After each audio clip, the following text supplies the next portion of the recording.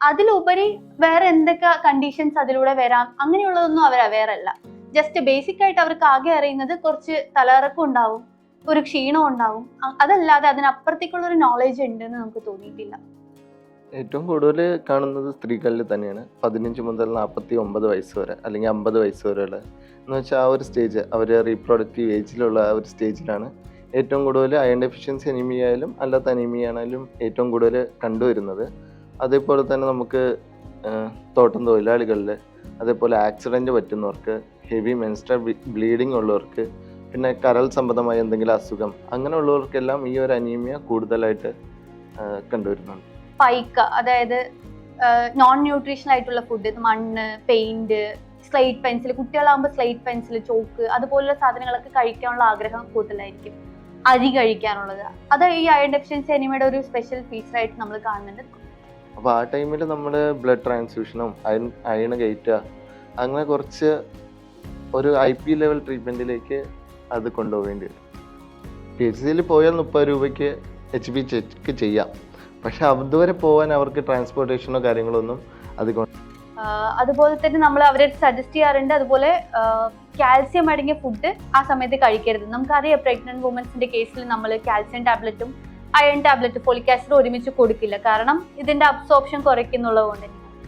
അപ്പൊ നമ്മൾ സജസ്റ്റ് ചെയ്യുന്നത് മെയിൻലി കറിവേപ്പില കഴിക്കുന്നത്, എടുത്ത് വെളിയിൽ കളയാതെ. അത് ഇപ്പൊ പ്രാക്ടീസ് തന്നെ നമ്മൾ പറഞ്ഞല്ലോ, ഈ അയൺ ഇൻഹിബിറ്റേഴ്സ് ആയ നമ്മുടെ ചായ, കാപ്പി അതുപോലുള്ളത് നമ്മളത് കുറയ്ക്കാൻ പറഞ്ഞു കൊടുക്കലുണ്ട്. അവരത് അതുപോലെ ഫോളോ ചെയ്തിട്ട് നമ്മുടെ ബേസ് ലൈനിലേക്കാളും എൻ ലൈനിൽ കുറച്ച് നല്ല ഡിഫറൻസ് കാണുന്നുണ്ട്. അവരതുപോലെ പ്രാക്ടീസിലെല്ലാം ചേഞ്ചസ് വരുത്തി എന്നുള്ള.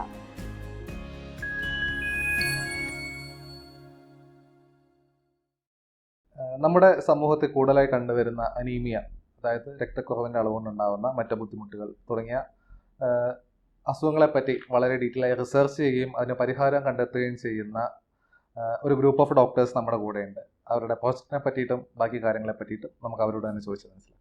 ഡോക്ടർ ഡിബിൻ, ഡോക്ടർ സാന്ദ്ര, നിങ്ങൾ രണ്ടുപേരും റിസർച്ച് ഫെലോസ് ആണല്ലേ? അപ്പോൾ നമുക്ക് നിങ്ങളുടെ എന്തായിരുന്നു ശരിക്കുള്ള പ്രോജക്റ്റ് എന്താ, അത് ഏത് രീതിയിലുള്ള ഒരു പ്രോജക്റ്റാണ്, അതിനെപ്പറ്റി ഒരു കുറച്ച് കാര്യങ്ങളൊന്ന് പറയാൻ പറ്റും? അപ്പോൾ ഞങ്ങൾ വരുന്നത് ട്രാൻസ് ഡിസിപ്ലിനറി യൂണിവേഴ്സിറ്റി എന്നാണ്. അവിടുത്തെ കമ്മ്യൂണിറ്റി ഹെൽത്ത് ഗ്രൂപ്പിലെ റിസർച്ച് ഫെലോസ് ആണ് ഞങ്ങൾ രണ്ടുപേരും. അപ്പോൾ കഴിഞ്ഞ കുറച്ച് വർഷങ്ങളായിട്ട്, 2-3 വർഷമായിട്ട് നമ്മളിപ്പോൾ എന്താ ചെയ്യുന്നത് വെച്ചാൽ ന്യൂട്രീഷണൽ അനീമിയ അവയർനെസ് പ്രോഗ്രാം, അതിൽ തന്നെ മെയിനായിട്ടും അയൺ ഡെഫിഷ്യൻസി അനീമിയാണ് നമ്മൾ ഫോക്കസ് ചെയ്യുന്നത്.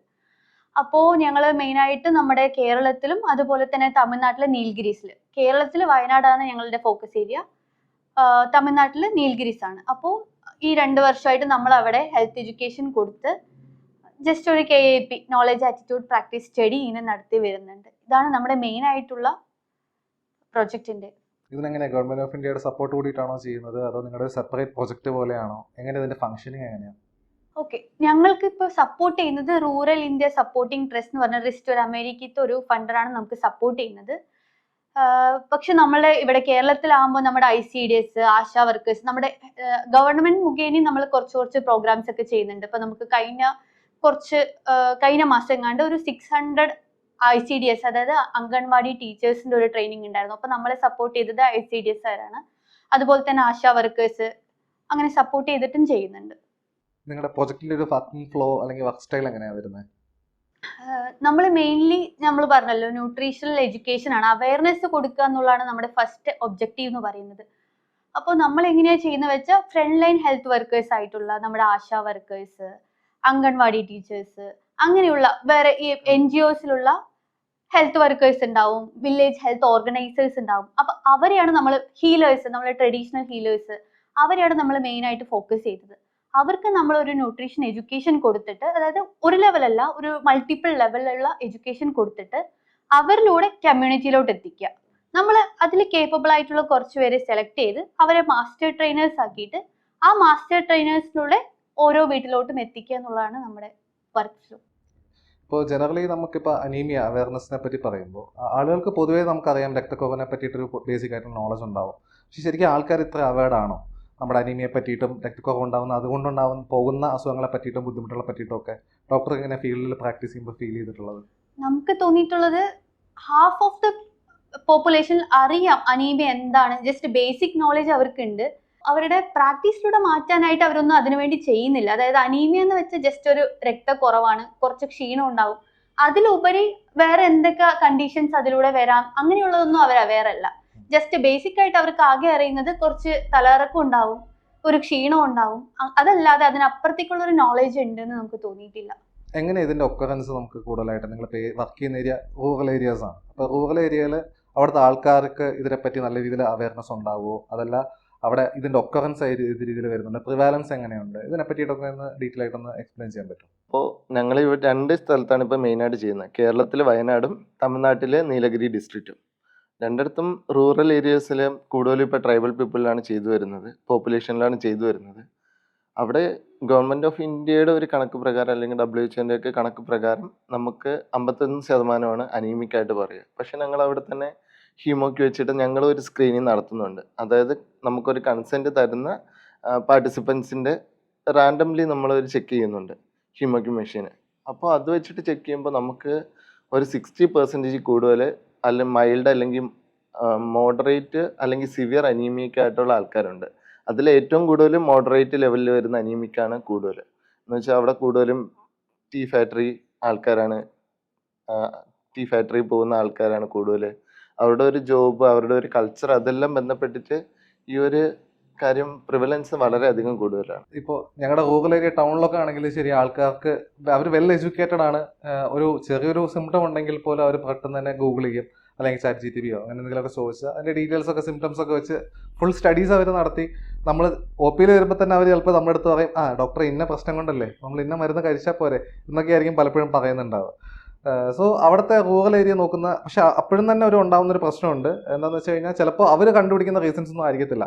അവർ ബേസിക് ആയിട്ട് ചെയ്യേണ്ട CBC ബ്ലഡ് ടെസ്റ്റോ അല്ലെങ്കിൽ ഹീമോഗ്ലോബിൻ ലെവലോ ഒന്നും ചെക്ക് ചെയ്യാതെ ആയിരിക്കും ഈ പറഞ്ഞ പ്രോബ്ലംസ് ആയിട്ട് വരുന്നുണ്ടാവുക. അപ്പോൾ നമ്മൾ അവരുടെ അടുത്ത് പ്രോപ്പറായിട്ട് കൺവിൻസ് ചെയ്യുന്ന സമയത്ത് നമ്മൾ ബ്ലഡ് ലെവൽസ് ഒക്കെ ജസ്റ്റ് എക്സാമിൻ ചെയ്യുമ്പോൾ ചിലപ്പോൾ ഹീമോഗ്ലോബിൻ മാത്രമായിരിക്കും വലിയൊരു പ്രോബ്ലമൊക്കെ ഉണ്ടായിട്ട് നിൽക്കുന്നത്.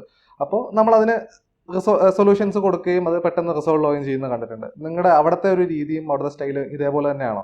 ആൾക്കാർ HB ചെക്ക് ചെയ്യാറുണ്ടോ, അല്ലെങ്കിൽ അതിനെപ്പറ്റി അവെയർ ആണോ? ഇല്ല, ആ ഒരു ഏരിയയിലൊക്കെ നമുക്ക് HB ടെസ്റ്റിങ് ഭയങ്കര കുറവാണ്. എന്ന് വെച്ചാൽ റൂറൽ ഏരിയ അറിയാം. ഇപ്പോൾ PHCയിലെല്ലാം HB ടെസ്റ്റിങ് അവൈലബിൾ ആണ്. ഇപ്പോൾ നമ്മൾ ആദ്യം റെഫർ ചെയ്തിട്ടുണ്ടായിരുന്നു. പക്ഷേ റെഫർ ചെയ്യുമ്പോൾ അവർ പറയുന്നത് PHCയിൽ പോയാൽ 30 രൂപയ്ക്ക് HB ചെക്ക് ചെയ്യാം. പക്ഷെ അതുവരെ പോകാൻ അവർക്ക് ട്രാൻസ്പോർട്ടേഷനോ കാര്യങ്ങളൊന്നും അധികം ഉണ്ടാവില്ല. അങ്ങനെയാണ് ഞങ്ങൾ അവരുടെ കൺസെൻറ്റോട് കൂടിയിട്ട് ഹീമോക്യൂ സ്ക്രീൻ ചെയ്യാൻ തുടങ്ങിയത്. അപ്പോൾ നമ്മൾ കൊടുക്കുന്നൊരു ടേക്ക് ഓവർ മെസ്സേജ് എന്ന് പറഞ്ഞാൽ അവരുടെ HBയെ കുറിച്ചിട്ട് അറിഞ്ഞിരിക്കണം, എത്ര ഉണ്ടെന്നുള്ളത് അവരെ അറിഞ്ഞിരിക്കണം. അതിന് വേണ്ടിയിട്ട് ഞങ്ങൾ PHCയിലേക്ക് റെഫർ ചെയ്യാറുണ്ട്. ഞങ്ങളെ കൊണ്ട് പറ്റുന്നത് ഞങ്ങൾ ടെസ്റ്റ് ചെയ്യാറുണ്ട്. ഒരു 3 മാസത്തിലൊരിക്കൽ അത് HB ടെസ്റ്റ് ചെയ്യണമെന്നുള്ളത് നമ്മൾ നിർദ്ദേശിക്കാറുണ്ട്. നിങ്ങളവിടെ ഏത് രീതിയിലുള്ള സ്ട്രാറ്റജീസ് ആണ്? ഇപ്പോൾ പൊതുവേ നമുക്ക് ആൾക്കാരുമായിട്ട് കമ്മ്യൂണിക്കേറ്റ് ചെയ്യണമെങ്കിൽ പൊതുവേ റൂറൽ ഏരിയയിലുള്ള ആൾക്കാരാണ്, അവർക്ക് ഒരുപാട് പേടികളുണ്ടാവും. നിങ്ങൾക്ക് ഈ പറഞ്ഞ അസുഖത്തെപ്പറ്റി സംസാരിക്കുമ്പോൾ അവർക്ക് ധാരാളം പേടികളും കാര്യങ്ങളും ഉണ്ടാവും. നിങ്ങളത് അവിടെ ഏത് രീതിയിൽ അവരുള്ള കമ്മ്യൂണിക്കേഷൻ ഗ്യാപ്പ് ഫില്ല് ചെയ്യാനും അല്ലെങ്കിൽ അവരെ പ്രോപ്പറായിട്ട് കാര്യങ്ങൾ കൺവിൻസ് ചെയ്ത് ഇതിൻ്റെ ഇമ്പോർട്ടൻസ് മനസ്സിലാക്കാനും ഏത് രീതിയിലുള്ള സ്ട്രാറ്റജീസാണ് നിങ്ങളവിടെ ഉപയോഗിക്കുന്നത്? നമ്മുടെ സ്ട്രാറ്റജീസ് നമ്മൾ മെയിനായിട്ട് നമ്മൾ പറഞ്ഞു മാസ്റ്റർ ട്രെയിനേഴ്സിനെ നമ്മൾ സെലക്ട് ചെയ്യുന്നുണ്ടെന്ന്. അതായത് കേപ്പബിൾ ആയിട്ടുള്ള ഈ ഫ്രണ്ട് ലൈൻ ഹെൽത്ത് വർക്കേഴ്സ്, അതായത് അവരുടെ കമ്മ്യൂണിറ്റിയിലുള്ള ആൾക്കാർ തന്നെയാണ് അവർക്ക് എഡ്യൂക്കേറ്റ് ചെയ്യുന്നത്. അപ്പോൾ ആ ഗ്യാപ്പ് ഫസ്റ്റ് തന്നെ ഇപ്പൊ നമ്മൾ പുതിയതായിട്ട് ഒരാൾക്കാർ പോകുമ്പോൾ അവർക്ക് എന്തായാലും ഒരു ഔട്ട്സൈഡർ എന്നുള്ള നിലയിൽ അവർ നമ്മുടെ അടുത്ത് വരാനും, അങ്ങനെ ട്രൈബൽ പോപ്പുലേഷൻ അറിയാലോ, അവർക്ക് കുറച്ചുകൂടി ഒരു ഇതുണ്ടാവും. പക്ഷെ അവരുടെ കമ്മ്യൂണിറ്റി തന്നെ ആൾക്കാരാകുമ്പോൾ ആശാ വർക്കേഴ്സ് ആണെങ്കിൽ അവർ ഇടയ്ക്കിടയ്ക്ക് അവരുടെ വീട് വിസിറ്റ് ചെയ്യുന്ന ആൾക്കാരാണ്. അപ്പോൾ അതിന്റെ ഒരു ഗ്യാപ്പ് നമുക്ക് ഇതുവരെ വന്നിട്ടില്ല. അപ്പോൾ ഫസ്റ്റ് തന്നെ നമ്മൾ പോയിട്ട് അത് ഇത്രയും വലിയ സീരിയസ് ആയിട്ട് ഒരു അസുഖമാണ് അങ്ങനെയല്ല, അവർക്ക് ബേസിക് ആയിട്ട് എന്തൊക്കെ അറിയാം അവരുടെ നോളേജിൽ നമ്മൾ ആഡ് ഓൺ ചെയ്യാണ്. ഓക്കെ, ഇതൊക്കെയാണ് എക്സ്ട്രാ നിങ്ങൾക്ക് വരാൻ ചാൻസ് ഉള്ളത്, അങ്ങനെ നമ്മൾ ആഡ് ഓൺ ചെയ്തിട്ടാണ് വരുന്നത്. പ്രധാനമായിട്ടും നമുക്കിപ്പോൾ അനീമിയ തന്നെ ഒരുപാട് ക്ലാസിഫിക്കേഷൻസ് പറയുന്നുണ്ട്. നിങ്ങൾക്ക് ആ ഏരിയയിൽ ഇപ്പോൾ ഏത് ടൈപ്പ് ഓഫ് അനീമിയാണ് കൂടുതലായിട്ട് കാണുന്നത്? എന്തെങ്കിലും സ്പെസിഫിക് ആയിട്ട് എന്തെങ്കിലും റീസൺസ് നിങ്ങൾക്ക് ഫൈൻഡ് ഔട്ട് ചെയ്യാൻ സാധിച്ചിട്ടുണ്ടോ? നമ്മൾ കണ്ടുവന്നതിൽ അയൺ ഡെഫിഷ്യൻസി അനീമിയാണ് നമുക്ക് കൂടുതലായിട്ടും തോന്നിയിട്ടുള്ളത്. അതായത് ഇരുമ്പിന്റെ ബ്ലഡിൽ ഇരുമ്പിന്റെ കുറഞ്ഞത് കൊണ്ടുള്ള അനീമിയാണ് നമുക്ക് കൂടുതലായിട്ടും കാണപ്പെട്ടിട്ടുള്ളത്. എന്തുകൊണ്ടാന്ന് വെച്ചാൽ അത് ഒരു ന്യൂട്രീഷണൽ അനീമിയ ആണല്ലോ. അതായത് അവരുടെ ഭക്ഷണത്തിൽ മെയിനായിട്ട് ഇതുപോലെ പോഷകാഹാര കുറവ് കൊണ്ടാണ് നമുക്ക് തോന്നിയിട്ടുള്ളത്. ട്രൈബൽ പോപ്പുലേഷനിൽ, അതായത് മെയിനായിട്ട് പറഞ്ഞു ഇത് ടീ ഫാക്ടറിയിലൊക്കെ വർക്ക് ചെയ്യുന്ന വർക്കേഴ്സ് ആണുള്ളത്. അപ്പോൾ അവർ രാവിലെ വർക്കിന് പോയിട്ട് പിന്നെ നൈറ്റ് ആയിരിക്കും തിരിച്ച് വീട്ടിലോട്ട് വരുന്നത്. അപ്പോൾ അവരുടെ ഫുഡ് ഹാബിറ്റ് എന്ന് പറയുന്നത് മോർണിംഗ് ഒരു സമയത്ത് എടുത്താൽ പിന്നെ ആഫ്റ്റർനൂൺ ലഞ്ച് ഇല്ല അവർക്ക്. പിന്നെ ഉള്ളത് ഈവനിങ് ശേഷമുള്ള ഡിന്നർ. ആ ഒരു 2 നേരത്തെ ഫുഡേ ഉള്ളൂ. അതും പോഷകാഹാരം എല്ലാം കുറഞ്ഞിട്ടുള്ള ഒരു ഭക്ഷണം ആയതുകൊണ്ട് അനീമിയ, അയൺ ഡെഫിഷ്യൻസി അനീമിയാണ് അവർക്ക് കൂടുതലായിട്ട് നമ്മൾ കണ്ടിട്ട്. ഏതെങ്കിലും ഒരു ഗ്രൂപ്പ് ഓഫ് പീപ്പിൾസിന് വളരെ കൂടുതലായിട്ട് ഇപ്പം നിങ്ങൾ എടുക്കുന്ന പോപ്പുലേഷനിൽ തന്നെ ലേഡീസിനോ അല്ലെങ്കിൽ കിഡ്സിനോ അല്ലെങ്കിൽ ഗേൾ ചൈൽഡ്, മെയിൽ ചൈൽഡ്, അങ്ങനെ എന്തെങ്കിലും ഡിഫറൻസ് ആയിട്ട് ഏറ്റവും കൂടുതൽ ഒക്യുറൻസ് നിങ്ങൾക്ക് എവിടെയെങ്കിലും ഫൈൻഡ് ചെയ്യാൻ പറ്റിയിട്ടുണ്ടായിരുന്നു? ഏറ്റവും കൂടുതൽ കാണുന്നത് സ്ത്രീകളിൽ തന്നെയാണ്. 15 മുതൽ 49 വയസ്സ് വരെ അല്ലെങ്കിൽ 50 വയസ്സ് വരെയുള്ള, എന്ന് വെച്ചാൽ ആ ഒരു സ്റ്റേജ്, അവർ റീപ്രൊഡക്റ്റീവ് ഏജിലുള്ള ആ ഒരു സ്റ്റേജിലാണ് ഏറ്റവും കൂടുതൽ അയൺ ഡെഫിഷ്യൻസി അനീമിയ ആയാലും അല്ലാത്ത അനീമിയ ആണെങ്കിലും ഏറ്റവും കൂടുതൽ കണ്ടുവരുന്നത്. അതേപോലെ തന്നെ നമുക്ക് തോട്ടം തൊഴിലാളികളിൽ, അതേപോലെ ആക്സിഡൻറ്റ് പറ്റുന്നവർക്ക്, ഹെവി മെൻസ്ട്രൽ ബ്ലീഡിങ് ഉള്ളവർക്ക്, പിന്നെ കരൾ സംബന്ധമായ എന്തെങ്കിലും അസുഖം, അങ്ങനെയുള്ളവർക്കെല്ലാം ഈ ഒരു അനീമിയ കൂടുതലായിട്ട് കണ്ടുവരുന്നുണ്ട്. പ്രത്യേകിച്ച് എന്തെങ്കിലും കൂടുതലായിട്ടുള്ള സിംറ്റംസോ അല്ലെങ്കിൽ എന്തെങ്കിലും ലക്ഷണങ്ങൾ, സ്പെസിഫിക് ആയിട്ട് എന്തെങ്കിലും ലക്ഷണങ്ങൾ ഇവർക്ക് കൂടുതലായിട്ട് അയൺ ഡെഫിഷ്യൻസി അനീമിയയിൽ കാണപ്പെടാറുണ്ടോ? ഇതിപ്പോ സാധാരണ പറയുന്ന പോലെ നമ്മുടെ വിളർച്ചയിൽ ഉണ്ടാവുന്ന ഈ കണ്ണിന് താഴെയുള്ള രക്തക്കുറവ് തോന്നുന്നത്, ക്ഷീണം തോന്നുന്നത്, തലകറക്കം, അത് യൂഷ്വൽ ആയിട്ട് എല്ലാവർക്കും ഉണ്ട്. അതല്ലാതെ അയൺ ഡെഫിഷ്യൻസി അനീമിയയിലെ സ്പെഷ്യൽ ഫീച്ചേഴ്സ് എന്ന് പറയാൻ പൈക്ക, അതായത് നോൺ ന്യൂട്രീഷണൽ ആയിട്ടുള്ള ഫുഡ്, മണ്ണ്, പെയിന്റ്, സ്ലേറ്റ് പെൻസിൽ, കുട്ടികളാകുമ്പോൾ സ്ലേറ്റ് പെൻസിൽ, ചോക്ക്, അതുപോലുള്ള സാധനങ്ങളൊക്കെ കഴിക്കാനുള്ള ആഗ്രഹം കൂടുതലായിരിക്കും. അരി കഴിക്കാനുള്ളത്, അത് ഈ അയൺ ഡെഫിഷ്യൻസി അനീമിയയുടെ ഒരു സ്പെഷ്യൽ ഫീച്ചർ ആയിട്ട് നമ്മൾ കാണുന്നുണ്ട്. നമ്മൾ കണ്ടിട്ടുണ്ട് ഫീൽഡിൽ പോകുമ്പോൾ ഇതുപോലെ അരി കഴിക്കുന്ന ആൾക്കാരുണ്ടോ ചോദിക്കുമ്പോൾ അവർക്കതൊരു ആഗ്രഹം തോന്നുന്നുണ്ട്. നമുക്ക് അറിയുന്നില്ല, ഞങ്ങൾക്കേ അറിയുന്നില്ല, പക്ഷെ നമുക്കത് കഴിക്കാൻ തോന്നുന്നു. അതുപോലെ ഈ വാളിലുള്ള പെയിന്റ് ഒക്കെ ചുരണ്ടി കഴിക്കാൻ തോന്നുന്നു എന്നൊക്കെ ആൾക്കാർ പറയലുണ്ട്. സ്കൂളുകളിലൊക്കെ പോകുമ്പോൾ അവർക്ക് സ്ലേറ്റിൽ പെൻസിൽ കഴിക്കുക, പിന്നെ ഈ ഇരുമ്പിൻ്റെ മണം ഇഷ്ടപ്പെടുന്നവർ, അങ്ങനെയുള്ള സിംറ്റംസ് എല്ലാം ഞങ്ങൾക്ക് ഫീൽഡിൽ നിന്ന് കിട്ടുന്നുണ്ട്. അല്ലാതെ പറഞ്ഞ പോലെ നമുക്ക് നോർമലി നഖത്തിൽ തന്നെ സ്പൂൺ ഷേപ്പ് വരിക, പൊട്ടിപ്പോവുക, പിന്നെ നോർമലി നമ്മൾ പറയുന്ന പോലെ തന്നെ കണ്ണിന്, നമ്മളെ കയ്യിലും ഒക്കെ ആ ഒരു നിറവ്യത്യാസം, വിളർച്ചയുടെ ഒരു നിറവ്യത്യാസം, ഇതെല്ലാം കാണുന്നുണ്ട്. അല്ലാതെ നമ്മൾ പ്രാക്ടീസ് ചെയ്യുമ്പോൾ നമുക്ക് അല്ലാതെ മനസ്സിലാക്കാനുള്ള കുറേ സിംറ്റംസ് ഉണ്ട്. ഇതിപ്പോൾ എല്ലാവരും വിചാരിക്കും വളരെ സിമ്പിളാണെന്ന്, പക്ഷെ ഹാർട്ട് അറ്റാക്ക് വരാം, ക്ഷീണം വരാം, അവരുടെ കോൺസെൻട്രേഷൻ കുറയാം, പഠിക്കാനൊക്കെ ഇരിക്കുന്ന ടൈമിൽ പഠിക്കാൻ പറ്റാത്തൊരവസ്ഥ വരാം, കിതപ്പ് വരാം, ഹൃദയത്തെ നല്ലപോലെ എന്താ പറയുക പാൽപിറ്റേഷൻ വരാം, കിതപ്പ് പോലെ വരാം, ക്ഷീണം വരാം. ഇതെല്ലാം അയൺ നമ്മളെ ബോഡിയിൽ കുറയുന്നത് കൊണ്ടുള്ള ഒരു ബുദ്ധിമുട്ട് തന്നെയാണ്. ഒരു അയൺ ഡെഫിഷ്യൻസി അനീമിയ കാരണം പെട്ടെന്ന് ഒരാൾ ഹോസ്പിറ്റലൈസ്ഡ് ആവേണ്ട ഒരു സിറ്റുവേഷൻ ഒക്കെ ഉണ്ടാവാറുണ്ടോ? ഉണ്ട്. നല്ല സിവിയർ കണ്ടീഷനിലേക്കൊക്കെ വരുമ്പോൾ നമുക്ക് അതിൻ്റെ കൂടെ മെൻസ്ട്രൽ ടൈം ആവുകയാണെങ്കിലോ, നല്ലപോലെ ബ്ലഡ് കുറയുന്ന ടൈമിൽ അയൺ ഡെഫിഷ്യൻസി വരും. ആ ഒരു ടൈമിൽ അല്ലെങ്കിൽ പ്രഗ്നൻ്റ് ആയിരിക്കുന്ന ടൈമിൽ നമ്മൾ ഫോളിക് ആസിഡും കൊടുക്കും. അപ്പോൾ ആ ടൈമിൽ നമ്മൾ ബ്ലഡ് ട്രാൻസ്ഫ്യൂഷനും അയൺ കയറ്റുക, അങ്ങനെ കുറച്ച് ഒരു IP ലെവൽ ട്രീറ്റ്മെൻറ്റിലേക്ക് അത് കൊണ്ടുപോകേണ്ടി വരും. നമുക്ക് നോർമലി മൈൽഡ് അല്ലെങ്കിൽ മോഡറേറ്റ് ആയിട്ടുള്ള അനീമിയ എല്ലാം നമുക്ക് നമ്മളുടെ ഡയറ്ററി ഹാബിറ്റ് കൊണ്ട് അതിലുള്ള ചേഞ്ചസും ആഹാരങ്ങൾ വഴിയും നമുക്ക് മാറ്റിയെടുക്കാം. പക്ഷേ ആ ഒരു സിവിയർ കണ്ടീഷനിലേക്ക് പോകുമ്പോൾ നമ്മൾ കൂടുതൽ ഗൗരവമായിട്ട് തന്നെ ശ്രദ്ധിക്കേണ്ടത്. ഇപ്പോൾ ഏതെങ്കിലും സ്പെസിഫിക് ആയിട്ടുള്ള ബ്ലഡ് ടെസ്റ്റുകളുണ്ടോ നമുക്കിത് പ്രോപ്പറായിട്ട് കണ്ടുപിടിക്കാനോ അതല്ലെങ്കിൽ ഇത് റൂൾ ഔട്ട് ചെയ്യാനോ എന്തെങ്കിലും സ്പെസിഫിക് ആയിട്ടുള്ള ടെസ്റ്റ്? യൂഷ്വലി നമ്മൾ ചെയ്യുന്നത് ഹീമോഗ്ലോബിൻ HB ടെസ്റ്റ് ആണ്. അല്ലാതെ നമുക്ക് ESR, സെറം അയൺ എല്ലാം, സെറം ഫെറിറ്റിൻ, അതെല്ലാം ചെയ്തിട്ട് നമുക്ക് നോക്കാവുന്നു. പക്ഷെ യൂഷ്വലി ഡോക്ടേഴ്സ് സജസ്റ്റ് ചെയ്യുന്നത് ഹീമോഗ്ലോബിൻ ചെക്ക് ചെയ്യാൻ തന്നെയാണ്.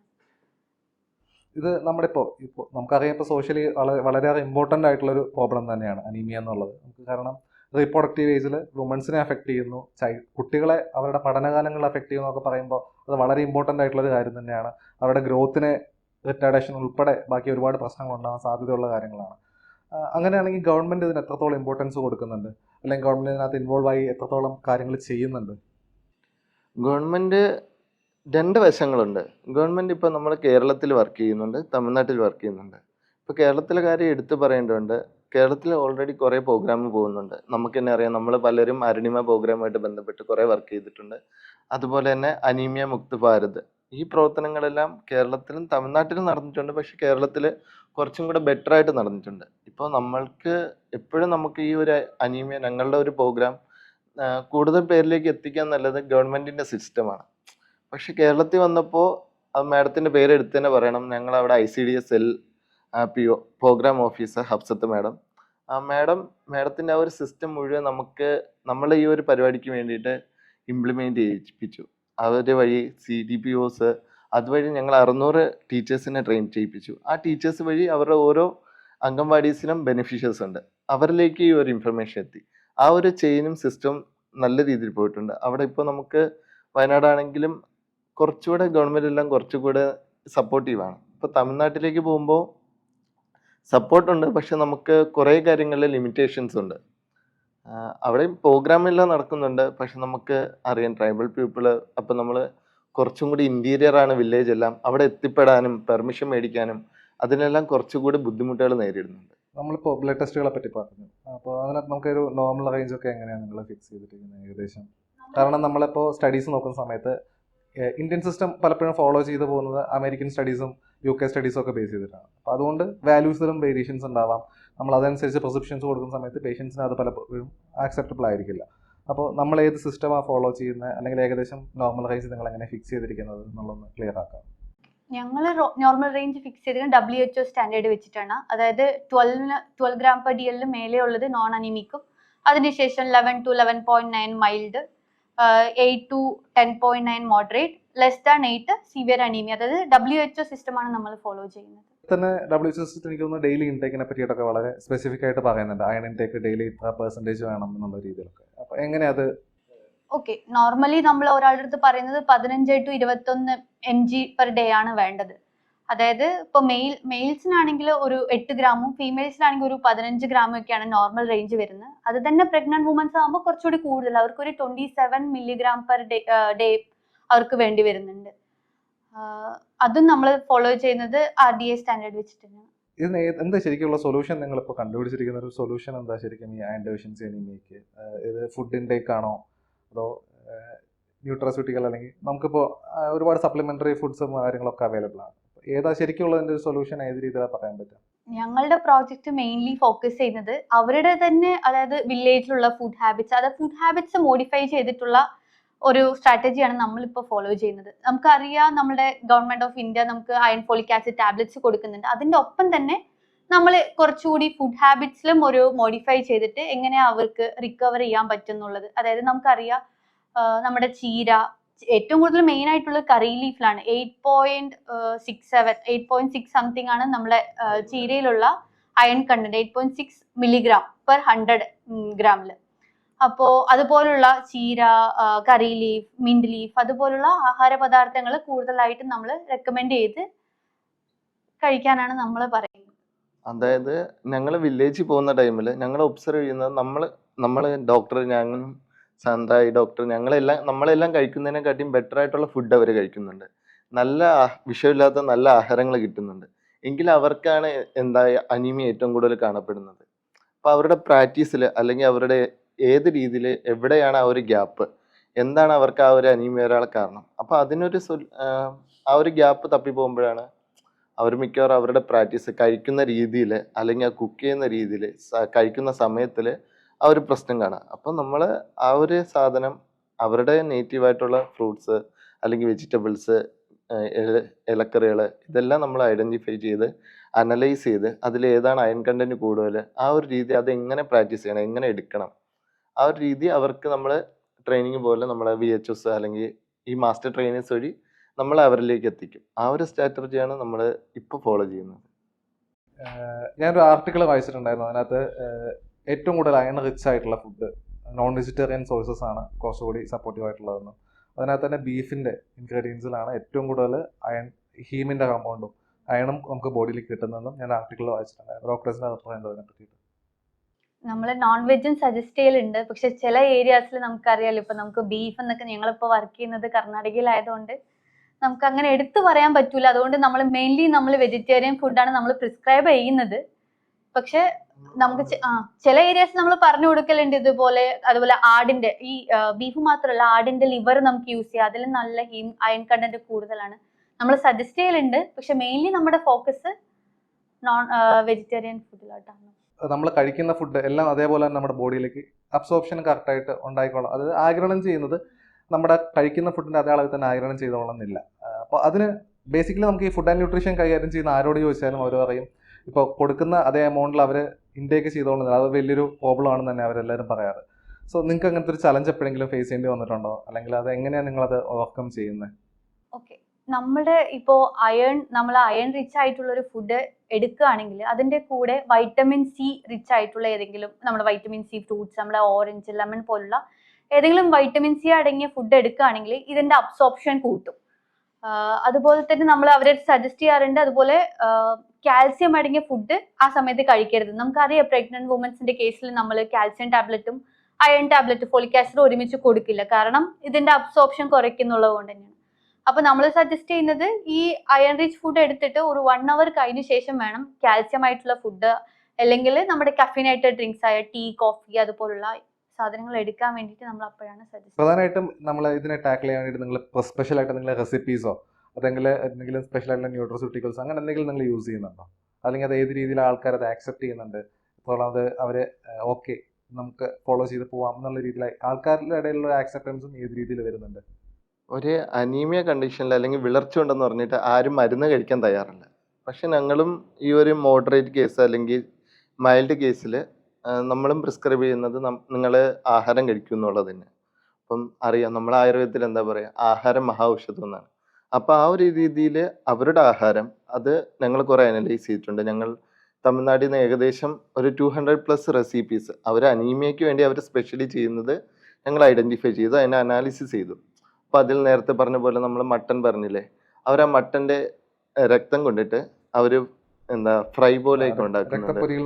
രക്തപ്പൊരി അല്ല, അതെ അതെ, അങ്ങനത്തെ കുറേ ഞങ്ങൾക്ക് അറിഞ്ഞിടത്ത് കുറേ സാധനങ്ങൾ കിട്ടി. അപ്പോൾ അതെല്ലാം ഞങ്ങൾ ഡോക്യുമെൻ്റ് ചെയ്യാറുണ്ട്. അത് അവർക്ക് തന്നെ ആ അറിവെല്ലാം അവർക്കും പകർന്നു കൊടുക്കാറുണ്ട്.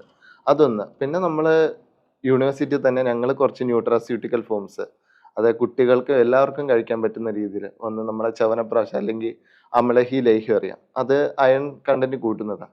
ആ സാധനം നമ്മൾ ചോക്ലേറ്റ് ഫോമിലാക്കിയിട്ടുണ്ട്. അതേപോലെ തന്നെ ഓറഞ്ചൊക്കെ വെച്ചിട്ട് ഒരു ക്യാൻഡി പോലെ, ഓറഞ്ച്, എള്ള് ഇതെല്ലാം വെച്ചിട്ട് നമുക്ക് സോഫ്റ്റ് ജെല്ലി ക്യാൻഡി പോലെ ചെയ്യുന്നുണ്ട്. അതേപോലെ ഏറ്റവും കൂടുതൽ ഞങ്ങളിപ്പോൾ അനീമിയയിൽ നമ്മൾ വേറെ 2 സ്ഥലത്ത് നമുക്ക് സ്റ്റഡി നടക്കുന്നുണ്ട്, ക്ലിനിക്കൽ ട്രയൽ. അവിടെ ഞങ്ങൾ കൊടുക്കുന്ന ഒരു മേദി പപ്പട അല്ലെങ്കിൽ മേദി ചിപ്സ് എന്ന് പറഞ്ഞിട്ടുണ്ട്. അത് ഉലുവയുടെ ഇലയിലാണ്. ഉലുവയുടെ ഇലയിൽ നമ്മൾ അയൺ കണ്ടന്റ് കണ്ടെത്തിയിട്ടുണ്ട്. അപ്പോൾ അതിൻ്റെ കൂടെ തന്നെ നെല്ലിക്ക, ബാക്കി കുറച്ച് നമ്മളെ ചുക്ക്, ജീരകം, അങ്ങനത്തെ കുറച്ച് കണ്ടന്റും കൂടെ ചേർത്തിട്ട് അതൊരു പപ്പട് പോലെ ആക്കിയിട്ട് നമ്മൾ അവർക്ക് ഡെയിലി 20 gram വെച്ചിട്ട് എടുക്കാൻ വേണ്ടിയിട്ട് കൊടുക്കുന്നുണ്ട്. അയൺ ഫോളിക് ആസിഡ് ഇതേ ടൈമിൽ തന്നെ കൊടുക്കുന്നുണ്ട്. ആ ഒരു സ്റ്റഡി നമുക്കിപ്പോൾ ഏകദേശം കഴിയാറായി. അതിൽ നല്ല റിസൾട്ട് കിട്ടിയിട്ടുണ്ട്. ഇപ്പം നമ്മൾ അയൺ എടുക്കുക മാത്രമല്ല, അതിനകത്ത് അയൺ കണ്ടന്റ് ഉണ്ട്, പക്ഷെ അത് മിനിമൽ ലെവലാണ്. പക്ഷെ അത് കഴിക്കുമ്പോൾ നമ്മളിൽ ഉള്ളിലുള്ള ഇൻഫ്ലമേഷൻ കുറയുന്നുണ്ട്, നമ്മളെ സർക്കുലേഷൻസ് എല്ലാം കറക്റ്റ് ആവുന്നുണ്ട്, ബോഡിയിൽ അബ്സോർപ്ഷൻ കൂടും. അപ്പോൾ ആ ഒരു അയൺ കണ്ടന്റ് നമ്മളെ ബോഡിയിൽ കൂടുതൽ തന്നെ കയറുന്നുണ്ട്. അപ്പോൾ ആ ഒരു ന്യൂട്രാസ്യൂട്ടിക്കലിൽ ഈ ഒരു ഏരിയയിൽ നല്ല രീതിയിലുള്ള മാറ്റങ്ങൾ വരുത്താൻ എഡ്യൂക്കേഷൻ ആണെങ്കിലും ശരി, ഇതേപോലത്തെ ന്യൂട്രാസ്യൂട്ടിക്കലിനാണെങ്കിലും റെസിപ്പീസിനാണെങ്കിലും നല്ല രീതിയിലുള്ള ഒരു മാറ്റം വരുത്താൻ കഴിവുണ്ടെന്ന് തന്നെയാണ് ഞങ്ങൾ വിശ്വസിക്കുന്നത്. ഇപ്പോൾ നിങ്ങളിപ്പോൾ വർക്ക് ചെയ്യുന്ന ഏരിയയിൽ ഇപ്പോൾ ഓൾറെഡി നിങ്ങൾ പറഞ്ഞ അവരുടെ ഫുഡ് പ്രോപ്പറായിട്ട് മോണിറ്റർ ചെയ്തിട്ടുണ്ട്, അതനുസരിച്ചിട്ടാണ് നിങ്ങൾ ഡയറ്റ് ചാർട്ട് ചെയ്യുന്നതെന്നും പ്രിപ്പയർ ചെയ്യുന്നത്. അപ്പോൾ അവിടെ കോമൺ ആയിട്ട് ഉള്ള ഫുഡിൽ നിന്ന് തന്നെ അവർക്ക് ഏത് ഫുഡാണ് കൂടുതലായിട്ട് കഴിക്കേണ്ടതെന്നോ അല്ലെങ്കിൽ എങ്ങനെയാണ് അവരുടെ ഡയറ്റ് പ്ലാൻ ചെയ്യേണ്ടതെന്ന് എന്തെങ്കിലും ഒരു സജഷൻസ് ഉണ്ടോ? ഓക്കെ, അപ്പോൾ ഞാൻ നേരത്തെ പറഞ്ഞ പോലെ നമ്മൾ കണ്ടെത്തിയതിൽ കറിവേപ്പിലാണ് ഏറ്റവും കൂടുതൽ അയൺ കണ്ടന്റ് ഉള്ളത്. പക്ഷെ നമ്മൾക്കറിയാം കറിവേപ്പില നമ്മൾ സ്ഥിരമായിട്ട് നമ്മൾ ഫുഡിൽ ഉൾപ്പെടുത്തെങ്കിലും അത് കഴിക്കുന്ന ഒരു സാധനമല്ല, എല്ലാവരും എടുത്ത് വെളിയിലോട്ട് ഇടുന്നതാണ്. അപ്പോൾ നമ്മൾ സജസ്റ്റ് ചെയ്യുന്നത് മെയിൻലി കറിവേപ്പില കഴിക്കണം, അത് എടുത്ത് വെളിയിൽ കളയാതെ അത് കഴിക്കണം. അതുപോലെ തന്നെ നമ്മുടെ പുതിന നമുക്ക് ജ്യൂസ് അടിച്ചിട്ടോ, പുതിന അങ്ങനെ നമുക്ക് ചട്നി ആയിട്ടോ അങ്ങനെയൊക്കെ കഴിക്കാൻ പറ്റുന്നത്. പിന്നെ നമ്മുടെ ചുവന്ന ചീര, മുരിങ്ങയില, പിന്നെ അത്തിപ്പഴം. നമുക്ക് പിന്നെ നോർമലായിട്ട് അറിയാം, എല്ലാവരും അനീമിയ കുറച്ച് വളർച്ചയുണ്ട് പറഞ്ഞാൽ തന്നെ ആദ്യം ചെയ്യുന്നത് കുറച്ച് കറുത്ത മുന്തിരി, അതുപോലെ ഡേറ്റ്സ്, പൊമഗ്രാനേറ്റ്, അതിലും അയൺ കണ്ടന്റ് ഉണ്ട്. പക്ഷെ ഏറ്റവും കൂടുതൽ നമ്മൾ കണ്ടുവരുന്നത് ഈ ഞാൻ നേരത്തെ പറഞ്ഞ കാര്യങ്ങളിലൊക്കെയാണ്. അപ്പൊ നമ്മൾ അതൊക്കെയാണ് സജസ്റ്റ് ചെയ്യുന്നത്. പിന്നെയും കുറെ നമ്മുടെ ഗ്രീൻ ലീഫി വെജിറ്റബിൾ ആയിട്ടുള്ള കുറെ വെജിറ്റബിൾസ് നമ്മൾ സജസ്റ്റ് ചെയ്യാറുണ്ട്. സ്പെസിഫിക് ആയിട്ട് എന്തെങ്കിലും ലൈഫ് സ്റ്റൈൽ നമ്മുടെ അനീമിയയ്ക്ക് എഫക്റ്റഡ് ആവുന്നുണ്ടോന്നോ അല്ലെങ്കിൽ ഏതെങ്കിലും ലൈഫ് സ്റ്റൈൽ മോഡിഫിക്കേഷൻസ് ഇവർക്ക് എന്തെങ്കിലും വേണമെന്നോ തോന്നിയിട്ടുണ്ടോ? നമ്മൾ നേരത്തെ തന്നെ പറഞ്ഞു, ഇവരുടെ ലൈഫ് സ്റ്റൈല് കൂടുതലും തോട്ടം തൊഴിലാളിയാണ് ജോലിക്ക് പോകുന്നത്. അപ്പോൾ അവർ രാവിലെ പോയാൽ വൈകിട്ടേ വരത്തുള്ളൂ. അപ്പോൾ അതിൽ നമുക്കിപ്പോൾ രാവിലെ ഫുഡ് കഴിക്കുക, വൈകിട്ട് ഇതിൻ്റെ ഇടയിലുള്ള സ്കിപ്പ് ചെയ്യുക എന്നുള്ളത് ഒഴിവാക്കാൻ വേണ്ടിയിട്ട് നമ്മൾ പറഞ്ഞു കൊടുക്കാറുണ്ട്. രണ്ടാമത്തെ കാര്യം ഏറ്റവും കൂടുതൽ കണ്ടിട്ടുള്ളത്, ഇവർ ചായയും കോഫിയും നല്ല രീതിയിൽ യൂസ് ചെയ്യുന്നുണ്ട്. ആഹാരം കഴിക്കുമ്പോഴും അല്ലാത്തപ്പോഴും കഴിക്കുന്നുണ്ട്. അപ്പോൾ ഇവർ എന്ത് കഴിച്ചാലും അതിൽ നിന്ന് അയൺ കണ്ടന്റ് ബോഡിയിലേക്ക് ആഗിരണം ചെയ്യപ്പെടുന്നില്ല. ആ ഒരു പ്രാക്ടീസ് നമ്മൾ കുറേ മാറ്റിയിട്ടുണ്ട്. എന്ന് വെച്ചാൽ നമ്മൾ നേരത്തെ പറഞ്ഞ പോലെ KAP സ്റ്റഡി എടുക്കുമ്പോൾ അവിടെ നോളജിലും ആറ്റിറ്റ്യൂഡിലും പ്രാക്ടീസിലും എന്ത് വ്യത്യാസം വന്നു എന്നുള്ള ഒരു സ്റ്റഡി എടുക്കുമ്പോൾ ആ ഒരു ഇതിൽ അവർ ചായയും കോഫിയും മാറ്റിയിട്ടുണ്ട്. അവരുടെ പ്രാക്ടീസ് അല്ലെങ്കിൽ അനീമിയയോടുള്ള ആറ്റിറ്റ്യൂഡിൽ ഡിഫറൻസ് വന്നു എന്നുള്ള ഒരു പോസിറ്റീവ് റിസൾട്ട് തന്നെയാണ് നമുക്ക് കിട്ടിയിട്ടുള്ളത്. അപ്പോൾ പുകയിലയുടെ ഉൽപ്പന്നം, അതായത് പുകയില കൂടുതലായിട്ട് എടുക്കുന്നതും ഇതുപോലെ നമ്മുടെ അനീമിയ വരാനുള്ള ചാൻസ് ഭയങ്കര കൂടുതലാണ്. അതായത് റിസ്ക് ഫാക്ടർ തന്നെയാണ് പുകയില എടുക്കുന്നത്, സ്മോക്കിംഗ് അതുപോലുള്ളത്. അപ്പോൾ അതിലും ഒരു ചേഞ്ച് വന്നിട്ടുണ്ട് എന്നാണ് നമ്മൾ ഇപ്പോൾ നമ്മളിപ്പോൾ എങ്ങനെ ഇതിന്റെ ഫോളോ അപ്പ് നിങ്ങൾക്ക് കൃത്യമായിട്ട് എടുക്കാൻ പറ്റാറുണ്ടോ? എങ്ങനെയാ അവിടുത്തെ ആൾക്കാരുടെ ബിഹേവിയറൽ ചേഞ്ചസ് എന്തെങ്കിലും വരുന്നുണ്ടോ, അല്ലെങ്കിൽ അതിന്റെ അവരുടെ ക്വാളിറ്റി ഓഫ് ലൈഫ് ഇമ്പ്രൂവ് ആവുന്നുണ്ടോ? അതിനെ പറ്റിയിട്ട് എന്തെങ്കിലും പ്രോപ്പറായിട്ടുള്ള ഫോളോ അപ്പുകൾ എടുക്കാൻ നിങ്ങൾക്ക് പലപ്പോഴും സാധിക്കാറുണ്ടോ? അപ്പോൾ ഞങ്ങൾ നേരത്തെ പറഞ്ഞ പോലെ ഞങ്ങളുടെ സ്ട്രാറ്റജി എന്ന് പറഞ്ഞാൽ നമ്മൾ മാസ്റ്റർ ട്രെയിനേഴ്സിനെ സെലക്ട് ചെയ്തിട്ടാണ് ഓരോ ഹൗസ് ഹോൾഡിലോട്ടും പോകുന്നത്. മാസ്റ്റർ ട്രെയിനേഴ്സ് എന്ന് പറയുന്നത് ആ വില്ലേജിൽ തന്നെയുള്ള ഏതെങ്കിലും നമ്മൾ കേപ്പബിൾ ആയിട്ടുള്ള ആൾക്കാർ തന്നെയായിരിക്കും. അപ്പോൾ നമുക്ക് ഫോളോ അപ്പ് കിട്ടാൻ പ്രശ്നമില്ല. എന്താ വെച്ചാൽ ഈ മാസ്റ്റർ ട്രെയിനേഴ്സ്, അതായത് ഈ ഹെൽത്ത് വർക്കേഴ്സ് മന്ത്ലി ഒരു 4 വിസിറ്റാണ് ഓരോ വീട്ടിൽ നടത്തുന്നത്. അപ്പോൾ നമ്മുടെ ഈ ട്രെയിനിങ് കഴിഞ്ഞാൽ ഇപ്പോൾ മന്ത്ലി 4 വിസിറ്റ് വെച്ചിട്ട് ഒരു നമുക്ക് മൊത്തത്തിൽ ഒരു 6 വിസിറ്റ് ആണുള്ളത്. 6 വിസിറ്റിൽ നമ്മുടെ ഫുൾ ആയിട്ടുള്ള നമ്മുടെ ഈ ഒരു നമുക്കൊരു ബുക്ക്ലെറ്റ് ഉണ്ട്, ഒരു ഫ്ലിപ്പ് ചാർട്ട് പോലത്തെ. അപ്പോൾ നമ്മൾ അത് വെച്ചിട്ട് ഒരു അവയർനെസ് കൊടുക്കാൻ വേണ്ടിയിട്ട് 6 വിസിറ്റാണ് ഉള്ളത്. അത് കഴിഞ്ഞാലും ഈ ഹെൽത്ത് വർക്കേഴ്സ് പോയിട്ട് അവരെ ഫോളോ അപ്പ്, നമുക്ക് അവർക്ക് എന്തെങ്കിലും ബിഹേവിയറൽ ചേഞ്ചസ് വന്നിട്ടുണ്ടോ, അവരുടെ പ്രാക്ടീസിൽ എന്തെങ്കിലും ഡിഫറൻസ് ഉണ്ടോ എന്നുള്ളത് അവർ നോക്കാറുണ്ട്. നമ്മുടെ KAP സ്റ്റഡി, നമുക്കൊരു നോളജ് ആറ്റിറ്റ്യൂഡ് പ്രാക്ടീസ് സ്റ്റഡി ഉണ്ട്. അതിൽ വെച്ച് നോക്കുമ്പോഴും നമുക്ക് അവരുടെ പ്രാക്ടീസിലായാലും ആറ്റിറ്റ്യൂഡിലായാലും അവരുടെ നോളജ് ലെവലും നല്ല ഇമ്പ്രൂവ്മെൻറ്റ് നമ്മൾ കണ്ടിട്ടുണ്ട്. ഇപ്പോൾ പ്രാക്ടീസ് തന്നെ നമ്മൾ പറഞ്ഞല്ലോ, ഈ അയൺ ഇൻഹിബിറ്റേഴ്സ് ആയ നമ്മുടെ ചായ, കാപ്പി അതുപോലുള്ളത് നമ്മളത് കുറയ്ക്കാൻ പറഞ്ഞു കൊടുക്കലുണ്ട്. അവരത് അതുപോലെ ഫോളോ ചെയ്തിട്ട് നമ്മുടെ ബേസ് ലൈനിലേക്കാളും എൻ ലൈനിൽ കുറച്ച് നല്ല ഡിഫറൻസ് കാണുന്നുണ്ട്. അവരതുപോലെ പ്രാക്ടീസിലെല്ലാം ചേഞ്ചസ് വരുത്തി എന്നുള്ള ഒരു റിസൾട്ട് നമുക്ക് കാണുന്നുണ്ട്. നിങ്ങൾ പറയുന്നത് കേൾക്കുമ്പോൾ ഞങ്ങളിപ്പോൾ പക്ക അർബൻ ആയിട്ടുള്ള ഏരിയയിൽ പ്രാക്ടീസ് ചെയ്യുന്നവരാണ് ഞങ്ങളെല്ലാവരും. അപ്പോൾ നിങ്ങൾ ഈ റൂറൽ ഏരിയയിലത്തെ പല കാര്യങ്ങൾ പറയുമ്പോഴും നമുക്ക് ഇവിടെ റിലേറ്റബിൾ അല്ല ശരിക്കും പറഞ്ഞു കഴിഞ്ഞാൽ. ഇവിടെ അനീമിയ ഉണ്ട്, അയൺ ഡെഫിഷ്യൻസി അനീമിയ ഉണ്ടെങ്കിൽ പോലും നമുക്ക് ടാക്ലിംഗ് ടെക്നിക്സും എല്ലാം ഡിഫറൻ്റ് ആണ്. നമുക്ക് ഡയറ്റ് ചാർട്ട് ചെയ്യുന്നതും ഞങ്ങൾ ഡിഫറൻ്റ് ആയിട്ടാണ്. സോ ഇതെനിക്ക് എന്നെ സംബന്ധിച്ചിടത്തോളം വളരെ ന്യൂ ആയിട്ടുള്ള ഒരു എക്സ്പീരിയൻസ് ആയിരുന്നു. നിങ്ങളവിടെ ചെയ്തിട്ടുള്ള റിസർച്ചിന് എല്ലാവിധ ആശംസകളും നേരുന്നു. നല്ലൊരു ബെറ്റർ ആയിട്ട് അനീമിയ മുക്തമായിട്ട് തന്നെ നമ്മുടെ റൂറൽ ഏരിയാസ് മാറട്ടെ എന്ന് ആശംസിക്കാം.